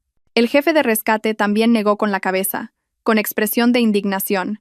El camino que describe es exactamente el que lleva al Puente del Diablo. Es un callejón sin salida. No hay escapatoria. ¿Qué lago romántico va a haber allí? Solo un profundo acantilado. ¿Es que ellos tampoco conocían bien el camino? Negué con la cabeza, con una expresión inocente y confusa. No lo sé. Yo les dije que no fuéramos. Pero Javier dijo que él y Laura lo habían investigado muy bien. Que era una ruta secreta de montañeros, rápida y bonita. Los dos hombres se miraron. En sus ojos había compasión por mí y desprecio por Javier y Laura. Confianza estúpida. Se han buscado la muerte ellos solos, murmuró el jefe de la guardería. Levantó el teléfono de su escritorio y marcó un número con determinación. Diga, sala de control, movilicen a 2 equipos más, con equipo de escalada y de búsqueda nocturna completos. Adéntrense en la zona del Puente del Diablo. Hay 2 personas desaparecidas allí dentro. Iban en una camioneta pick-up negra. Es muy probable que se hayan quedado sin gasolina o hayan tenido un accidente. Hay que encontrarlos antes de que amanezca, o podría ser demasiado tarde. Colgó el auricular, se giró hacia mí y suavizó la voz. Señorita, lo ha hecho muy bien. Ha sido muy valiente. Ahora descanse. Está a salvo. Ellos. Se lo han buscado. Agaché la cabeza para ocultar la fría sonrisa que amenazaba con aparecer en mis labios. Fingí temblar. Señor. Ellos. ¿Estarán bien? A pesar de todo. Él. El jefe de la guardería suspiró. Me puso una mano en el hombro y me dio unas palmaditas. Es usted demasiado buena, señorita. Debería preocuparse por usted misma. Ha sobrevivido de milagro. A esas personas, les pase lo que les pase, se lo han buscado. Asentí y me acurruqué en la cálida manta. Sí, se lo han buscado ellos. Permanecí 2 días en la guardería forestal. No me dejaron marchar. En parte porque era la testigo más importante del caso, y en parte porque estaban sinceramente preocupados por mi seguridad y mi estado mental. Me trataron como a una familia. La enfermera de la guardería y la esposa del jefe no paraban de prepararme caldos y tés de jengibre. Se sentaban a mi lado y me contaban historias triviales para que olvidara la pesadilla que había vivido. Yo seguí interpretando a la perfección el papel de la pobre víctima, todavía en estado de shock y miedo. Durante esos 2 días se enviaron continuamente equipos de rescate. El estruendo de los vehículos especiales y el sonido de las radios no cesaban. Toda la guardería forestal estaba sumida en una atmósfera de urgencia y tensión. Mateo me enviaba mensajes en secreto a través de una aplicación de mensajería segura que habíamos instalado previamente. El equipo de búsqueda ha encontrado el coche. Solo unas pocas palabras, pero mi corazón latió con fuerza. El telón estaba a punto de caer. En la mañana del segundo día, el jefe de la guardería vino a verme. En su rostro, la ira del día anterior había sido reemplazada por un aspecto terriblemente cansado y pálido. Sus ojos estaban hundidos, y tenía los vasos sanguíneos rojos por la falta de sueño. Señorita Sofía, me llamó con voz ronca. Los hemos encontrado. Levanté la cabeza, tratando de mostrar una expresión de esperanza y preocupación. ¿De verdad? ¿Dónde están, señor? ¿Están bien? El jefe de la guardería negó lentamente con la cabeza, y su mirada no se atrevía a mirarme directamente. Lo lamento mucho. Tiene que prepararse. Tiene que venir con nosotros al hospital comarcal para identificar los cuerpos. La palabra identificar cayó como un martillo. Sabía lo que significaba. Me tapé la boca con las manos y las lágrimas brotaron. No. No puede ser. Está bromeando, ¿verdad? No puede ser. Lo siento, señorita, dijo el jefe de la guardería con voz compungida. No me llevaron al lugar de los hechos. Afortunadamente, no tuve que presenciar esa escena. Me llevaron al hospital comarcal. Era un pequeño centro médico que también tenía una fría morgue. El aire estaba impregnado de olor a desinfectante, dando una sensación sofocante y desoladora. El jefe de la guardería y un oficial de policía ya me estaban esperando allí. No me hicieron entrar en la sala de autopsias. Señorita Sofía, empezó el oficial con voz pesada. La escena era realmente espantosa. No podemos dejar que lo vea usted misma. Sería un trauma para toda la vida. En su lugar, le mostraremos los efectos personales que se encontraron en el lugar. A pesar de que estaba preparada, no pude evitar temblar. ¿Qué? ¿Qué ha pasado exactamente? El oficial respiró hondo y empezó a relatar lo que había informado el equipo de rescate. Encontraron la camioneta pickup atrapada al final de un callejón sin salida, justo antes del acantilado del Puente del Diablo. Tal como esperaba, el coche estaba completamente sin gasolina. Las puertas estaban cerradas por dentro, pero la ventanilla del conductor estaba rota en 1000 pedazos desde fuera. Parecía que habían estado muy desesperados. El oficial continuó. Encontramos un teléfono por satélite falso y destrozado al pie del acantilado. Y lo más terrible. Dudó, como si le costara decirlo. Susurré. Y encontramos una nevera portátil en el maletero. La tapa estaba abierta de par en par, y dentro, en lugar de comida o agua, solo había unos trozos de carne de cerdo fresca que empezaban a oler. El olor a sangre parece que atrajo a una gran manada de jabalíes. Las huellas alrededor del coche indican que hubo un ataque muy violento. Hay marcas de embestidas y arañazos frenéticos en el coche. Fingí horror y me tapé la boca con la mano. Dios mío, esa carne. La compré yo. Para hacer una barbacoa por la noche. No lo sabía. El oficial asintió con compasión. Eso fue. Una trágica coincidencia. Las dos víctimas parece que intentaron aguantar dentro del coche, pero las bestias eran tan feroces que rompieron la ventanilla. En un estado de pánico, las dos víctimas intentaron huir al exterior, pero no lo consiguieron. No especificó cómo no lo consiguieron, pero pude imaginar que la escena habría sido peor que el infierno. Encontramos los cuerpos. Bueno, sus restos, no muy lejos del coche. ¿Podría confirmar si estos son sus efectos personales? Abrió una bolsa sellada y colocó con cuidado sobre la mesa varios objetos, limpios pero todavía con restos de tierra y sangre seca. Un reloj de hombre con el cristal roto y la correa rota. Era el que le había regalado a Javier por su cumpleaños. Un collar de plata con un colgante en forma de corazón abollado era el que Laura nunca se quitaba. Y una cartera de cuero de hombre con el DNI de Javier Pérez intacto. Miré fijamente los objetos. En su día, fueron símbolos de amor y amistad. Ahora, eran la prueba de una muerte miserable, de un castigo merecido. Las lágrimas brotaron de mis ojos, y ya no pude contenerlas, pero esta vez no eran lágrimas de hipocresía. Eran lágrimas por Isabel, por mí misma, por mi juventud destrozada por el engaño y la traición, y por el final de una larga pesadilla. Sí, son ellos, son de Javier y de Laura. Y me derrumbé sobre la mesa, llorando con los hombros temblando. Después de completar todos los procedimientos de identificación, salí del hospital comarcal en una tarde gris. El jefe de la guardería y el oficial de policía me consiguieron un coche para que me llevara a la ciudad. Querían garantizar mi seguridad absoluta.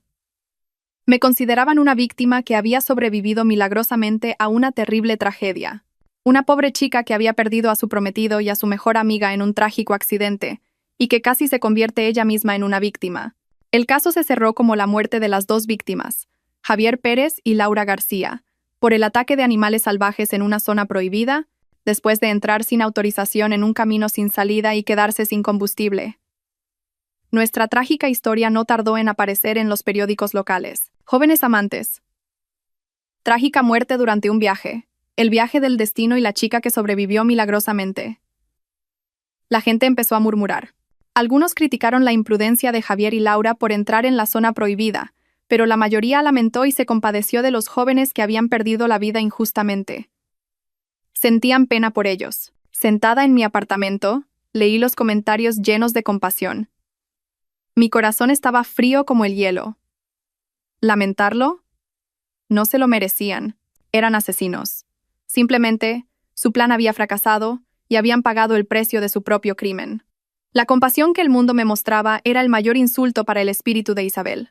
Ella había muerto injustamente, y sus asesinos recibían las lágrimas de la gente. No podía aceptarlo. Me reuní con Mateo en una pequeña cafetería escondida en un callejón tranquilo. Mateo estaba más delgado, y sus ojos estaban hundidos. La búsqueda y los procedimientos posteriores lo habían agotado. Nos sentamos en silencio durante un rato. Solo la música suave y el aroma a café tostado flotaban en el ambiente. La gente los está lamentando. Rompí el silencio, con la voz ronca. Mateo removió ligeramente su café solo y miró por la ventana. La compasión del mundo es barata, Sofía. No conocen la verdad. Solo ven una muerte miserable. Pero no ven la maldad que los llevó a esa muerte.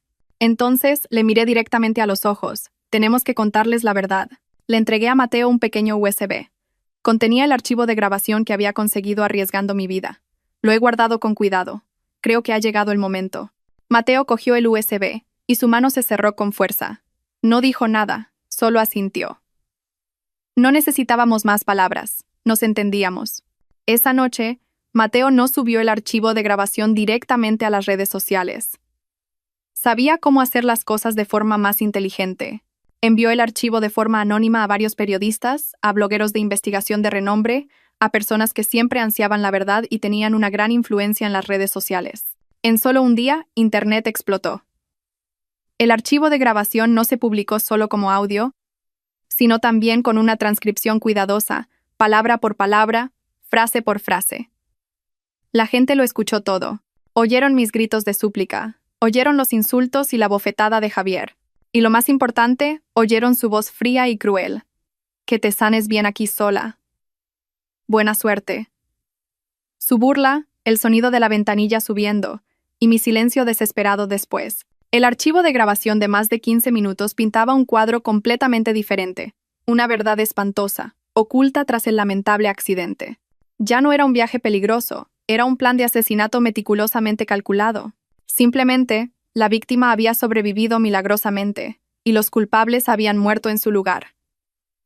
Los titulares de los periódicos cambiaron de inmediato. De trágico accidente a la espantosa verdad tras el viaje al Puente del Diablo, novio y amiga abandonan deliberadamente a una mujer en un bosque prohibido.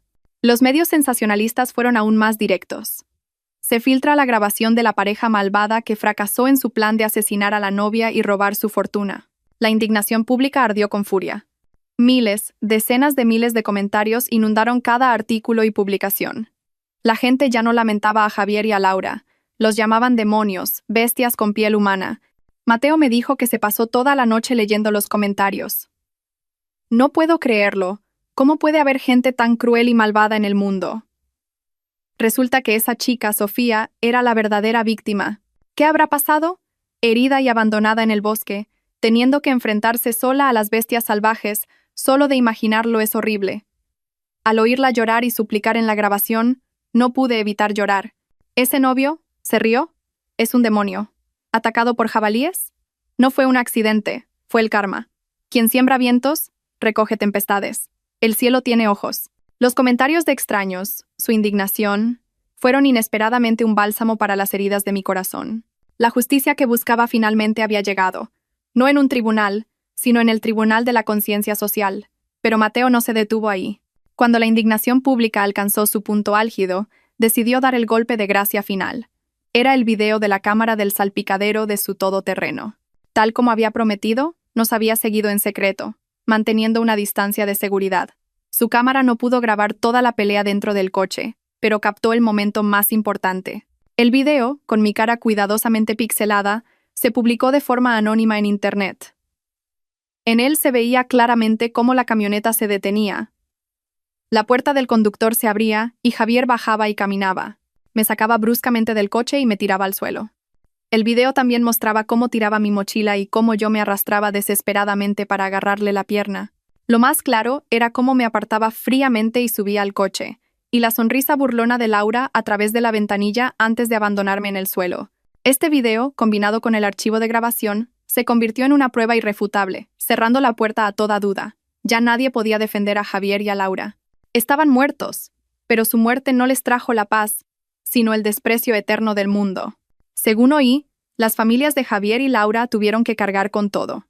Los padres de Javier, que siempre habían estado orgullosos de su hijo inteligente, ahora no se atrevían a salir de casa. Eran señalados por los vecinos, maldecidos por el mundo como la casa de los hijos del diablo. Los padres de Laura también sufrieron. No podían creer que su hija buena y dulce pudiera hacer algo tan terrible. La policía también reabrió la investigación tras la publicación de las pruebas, pero la conclusión final no cambió. La causa de la muerte fue el ataque de animales salvajes, solo que esta vez, en el expediente del caso se añadió el detalle: la víctima falleció mientras intentaba huir de la escena después de llevar a cabo un acto con la intención de dañar deliberadamente a otra persona. Pero todo se calmó pronto. Los nombres de Javier, Laura, Sofía, el Puente del Diablo, fueron desapareciendo gradualmente de los periódicos, reemplazados por otras noticias de actualidad. La opinión pública era como una inundación. Llegaba rápido y se iba rápido. Lo que me quedó fue un enorme vacío en el alma. La tormenta había pasado, pero se había llevado todo, lo bueno y lo malo, el amor y el odio. Empecé a reorganizar mi vida. Vendí el lujoso apartamento que, aunque falso, estaba lleno de recuerdos con Javier. Ya no podía respirar en ese ambiente. Cada rincón, cada objeto, parecía recordarme el cruel engaño. También presenté mi dimisión en la empresa. Ya no podía trabajar en un lugar donde había tenido que llevar una máscara durante más de un año, actuando con la misma amiga que me había traicionado. Necesitaba un nuevo comienzo, una ruptura total con el pasado. Mateo vino a verme. Me miró con preocupación. ¿Qué vas a hacer ahora? Negué con la cabeza, mirando al vago horizonte. No lo sé, Mateo. Solo estoy muy cansada. La verdad es que la venganza era algo extraño. La gente la persigue, pensando que al alcanzar su objetivo sentirá satisfacción y paz. Pero cuando todo terminó de verdad, cuando el enemigo pagó por sus pecados, no sentí ninguna alegría, solo vacío. La llama del odio que me había mantenido viva durante los últimos 2 años se había extinguido. Ahora no sabía a qué aferrarme. Me di cuenta de que este plan de venganza no era solo para obtener justicia para Isabel, sino también para mí misma, para la Sofía ingenua y confiada que ellos habían matado. Decidí irme de la ciudad por un tiempo. Necesitaba irme, respirar otro aire. Hice la maleta. Solo unas pocas prendas sencillas. Vendí todos los artículos de lujo que había usado para estimular su codicia. Ahora solo me daban asco. Fui a la estación de tren y compré un billete de ida a un pueblo costero desconocido. Un lugar donde nunca había estado, donde nadie me conocía. Antes de irme, me corté el pelo largo que Javier decía que era bonito. Me miré en el espejo. Una chica con un corte de pelo corto y con personalidad. La mirada estaba un poco cansada, pero mucho más serena. Mateo vino a despedirme. Estuvimos juntos en silencio en el andén abarrotado. Sonó la bocina del tren, anunciando la inminente salida. ¿Cuándo volverás?, preguntó Mateo con la voz un poco quebrada. No lo sé. Cuando sienta que estoy lista para empezar de nuevo, entonces volveré. Cuídate mucho, Mateo, y cuida de Isabel por mí. Lo haré. Me acarició suavemente el pelo, como siempre hacía Isabel. Isabel estaría orgullosa de ti. Pero ella querría que fueras feliz, Sofía. No dejes que el odio entierre el resto de tu vida. Asentí e intenté sonreír. Lo sé.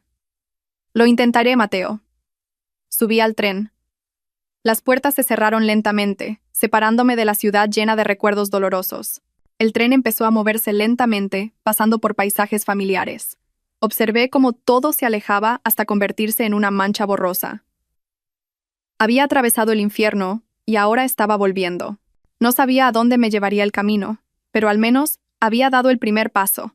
En el vagón empecé a oler el salitre del mar. Un nuevo comienzo no parecía tan malo. 1 año después, volví. La ciudad seguía igual, ruidosa, vibrante y ajetreada. El tráfico seguía siendo un caos en hora punta, y los rascacielos seguían apuntando al cielo, pero yo había cambiado. 1 año en el pueblo costero, escuchando las olas todos los días, respirando el aire salado cada día, había limpiado muchas cosas. La ira, el odio y el vacío dentro de mí parecían haberse ido con el mar, dejándome un alma extrañamente serena. Volví sin una gran razón, simplemente porque sentí que era el momento. Lo primero que hice fue comprar un ramo de lirios blancos. Eran las flores favoritas de Isabel. La flor de la pureza y la nobleza, como ella misma. En una tarde de finales de otoño, conduje hasta el cementerio. La tenue luz dorada del sol cubría las tranquilas lápidas como una fina capa de miel. El aire era increíblemente silencioso. Solo se oía el sonido del viento entre los viejos pinos. Encontré la tumba de mi hermana. La foto en la lápida seguía teniendo la misma sonrisa radiante de aquel día, la sonrisa que una vez había calentado mi oscura vida. Coloqué con cuidado el ramo de flores, me senté a su lado y me apoyé en la lápida. Isabel, he vuelto, susurré, como si ella estuviera sentada a mi lado. No traje nada del pasado, ni viejos recortes de periódico, ni archivos de grabación, ni imágenes de su miserable muerte. No quería que su oscuridad ensuciara el tranquilo descanso de mi hermana. Todo ha terminado, hermana, dije con voz ligera. No dije me he vengado, solo dije todo ha terminado. Porque para mí, ya no era una venganza. Era solo una página de un viejo libro lleno de sangre y lágrimas que tenía que cerrar. Y lo había hecho. Me senté allí durante mucho tiempo, hablándole del pueblo costero, de las olas blancas, de los niños pescadores de piel morena que sonreían como el sol. Le hablé de mis planes. Que con el dinero de la venta del apartamento, abriría una pequeña floristería con su nombre. Quería vivir una vida normal y tranquila, rodeada del aroma de las flores todos los días, como ella hubiera querido. Mientras estaba absorta en mi relato, apareció una figura familiar. Era Mateo. También llevaba un ramo de crisantemos en la mano. Se sorprendió un poco al verme, y luego sonrió con alivio. ¿Cuándo has llegado? Esta misma mañana. Dejó su ramo junto al mío. Los dos hermanos volvimos a estar juntos en un silencio familiar. Mateo había cuidado muy bien de la tumba de mi hermana en mi ausencia. ¿Vas a quedarte? Rompió el silencio. Negué con la cabeza, mirando el atardecer. Todavía no lo sé, Mateo. Solo quería verla a ella primero. No hablamos de Javier ni de Laura. Sus nombres ya no merecían ser mencionados. Su destino no lo había decidido yo, sino sus propias elecciones. Quien siembra vientos, recoge tempestades. Yo solo fui la persona que les entregó la pala. La profunda fosa para enterrar sus propias vidas la cavaron ellos mismos. El sol se fue poniendo lentamente tras las lejanas montañas, dejando hermosos rayos de luz naranja y púrpura en el cielo. Una sensación de paz, de verdadera liberación, se extendió por mi pecho. Había superado los días más oscuros de mi vida, había vadeado el fango del odio. Ahora, podía mantenerme firme, con muchas cicatrices pero con un corazón completamente sereno. Me di la vuelta y caminé hacia el atardecer. La luz del crepúsculo iluminaba el camino por delante. Un nuevo camino, libre de las cargas del pasado, me estaba esperando. Muchas gracias por su atención, y nos vemos en la próxima historia. Adiós.